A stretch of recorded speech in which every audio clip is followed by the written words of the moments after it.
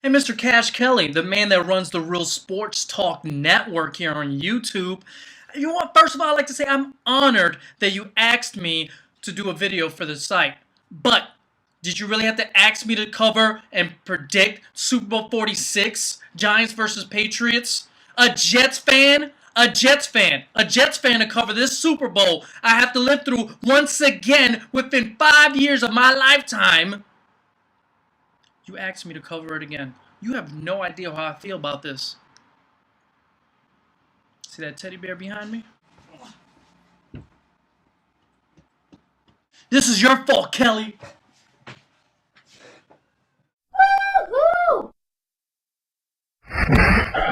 Sorry about that. I just lost a quarter to make a dollar. Anyways, welcome to Idiot Sports Talk, hosted by Ezra, who ate my ice cream. Since my wish of Goku spirit bombing Lucas Oil Field or the cancellation of this game happening before Sunday is slim to none, I have to talk about the game. As you already can see, I don't care for either of these teams for winning the Super Bowl. Alright, first things first, you guys got to do me a favor. Stop breaking it down. Stop comparing these teams to the Super Bowl 42 teams. They're much different than they were 4 years ago. Think about it, guys. Eli's much better now than he was 4 years ago. Their defensive line is not as good as it was 4 years ago. Their running game is nowhere near as it was 4 years ago. And they don't have a 6'5" wide receiver and Plexico Boris that you could just lob it up when you're in the red zone. Yes, Nix and Cruz are fantastic wide receivers. You can't take anything away from those guys, but they're damn sure not 6'5" and you could just lob it up. Patriots, they still got Tom Brady, who I believe is still playing at that level that he was 4 years ago when he threw 50 touchdowns. And this time around, I think he's got more weapons. Yes, he had the dominant force that was Randy Moss and Wes Welker, but this time around, he's still got Wes Welker proven he's a #1 wide receiver, and he's got those insane tight ends that take pictures with porn stars. Come on, now, they didn't have tight ends taking pictures with porn stars 4 years ago. You got Hernandez that could play running back. He's a tight end. I'm not saying he could get 20 carries a game, but how do you give a tight end a couple carries at running back position? That's how sick their tight ends are.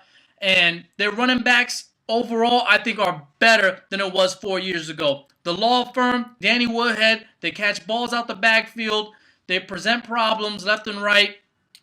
I think they have more weapons than they did 4 years ago. The defensive side of the ball, we know they're not as good as they was 4 years ago. And they don't have that veteran leadership on the defensive side of the ball when they had Mike Variable, Teddy Bruschi. That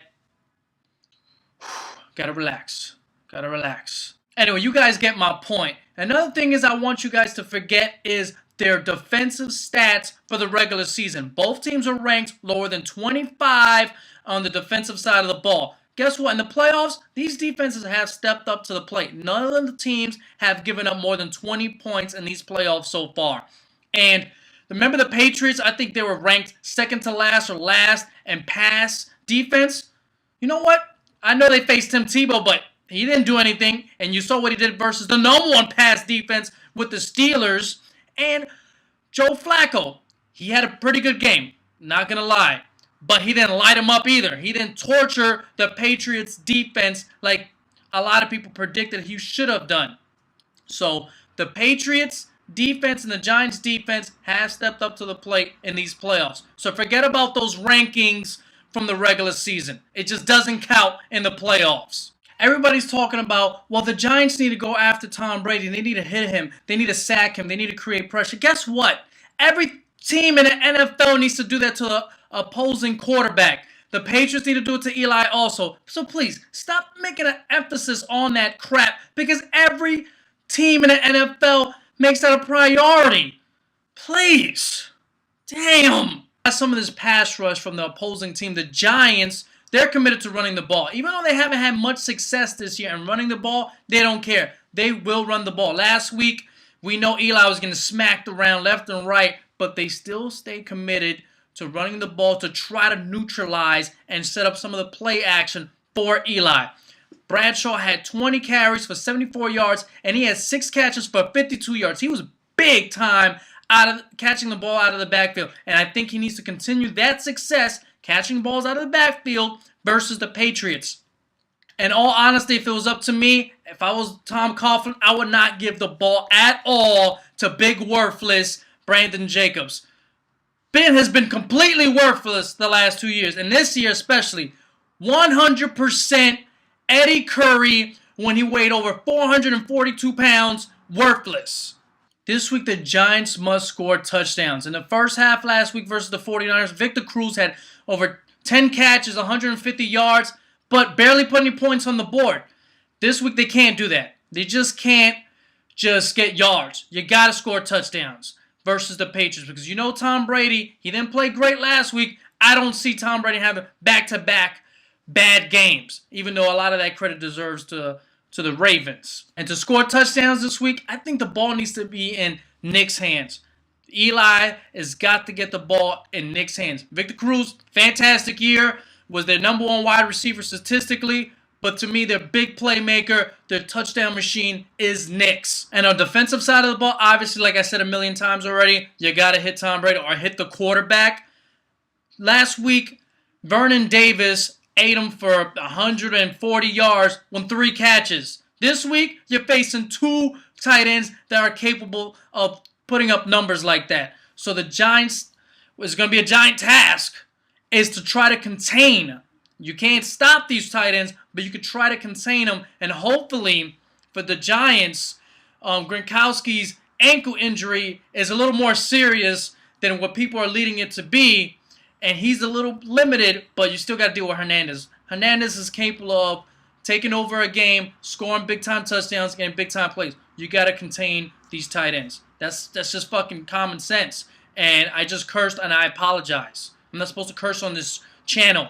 Only on my channel. Patriots side of the ball, I know I brought up about the Giants and their running game. They're going to be committed to that even if they're not successful. The Patriots, I think they need to be more run-focused in this game, run more than usual, and be successful at it.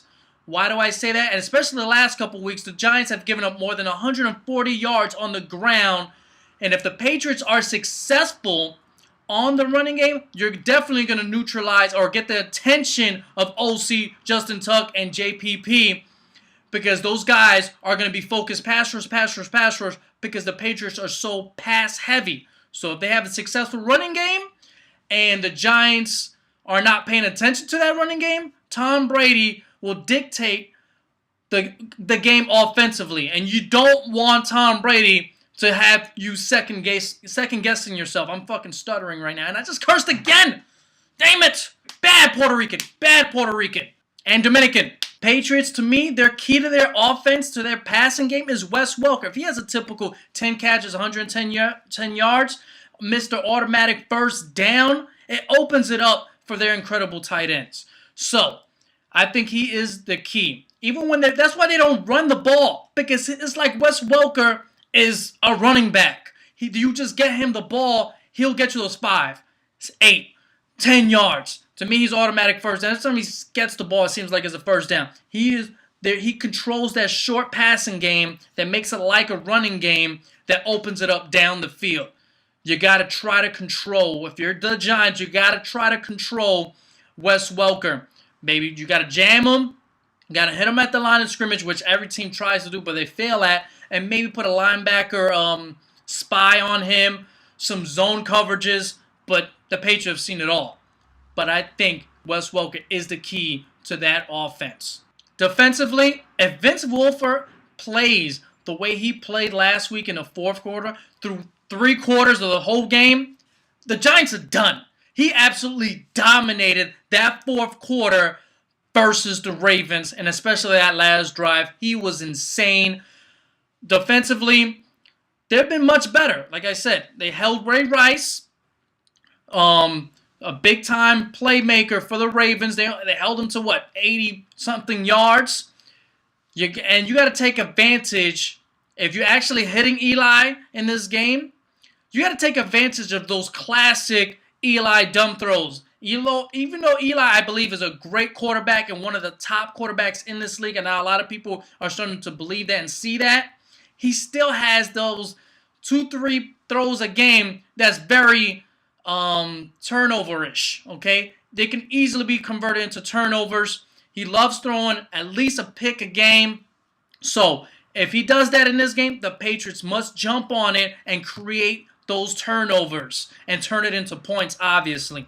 So take advantage of those classic dumb Eli throws or decisions. Giants fans know exactly what I'm talking about, and the Patriots must capitalize if the opportunity's there. My X factors: Patriots, law firm Danny Woodhead, and the game planning. If you're more run heavy and successful for the Patriots, that means you got the attention of OC, Justin Tuck, JPP, and you want that. You want to take away their pass rush focus. Giants, same thing.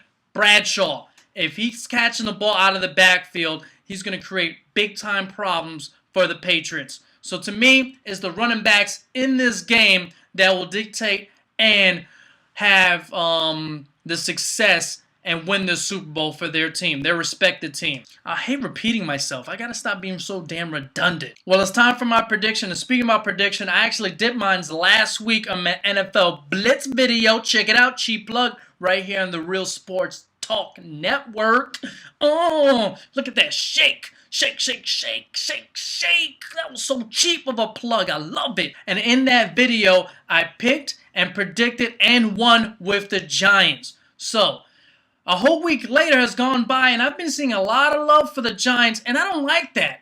Because when the Patriots, they're not getting love and they're underdogs, Bill Belichick gets upset, Tom Brady gets upset, and this team develops such a mindset, it's scary. Maybe because I'm a Jets fan, I've seen it too many times. They kick my team's ass and the Dolphins team's ass. Any team that's getting much more love than the Patriots, they're upset. And I don't know. I think they're a lot more dangerous today than I thought a week ago. But I'm not a flake. I'm not gonna move away from my prediction. So I still got the Giants winning it, but I'm a lot more afraid of the Patriots now today and a lot less confident in my pick. But I'm not gonna flake. I got the Giants winning 27-24. MVP. I know I was talking about my X Factor Bradshaw a whole lot, but I'm going to say Nicks is my MVP. Hakeem Nicks, Super Bowl MVP. I was about to say, let's go whatever team, but no. Like I said, I'm still hoping for Goku Spirit Bomb all the way in this game. So guys, thank you for watching the video. If you guys didn't get my name is Ezra, a.k.a. Who Ate My Ice Cream. I created Idiot Sports Talk. Subscribe right here. That means Tim Kelly, you have to put the click to subscribe. That means you have to put the spotlight there so the lovely people that are watching this video that I'm doing for your network be able to subscribe to my channel. You know what I'm saying? Like, hook me up. If you like cursing, which I do curse, so if you're under 18, don't subscribe.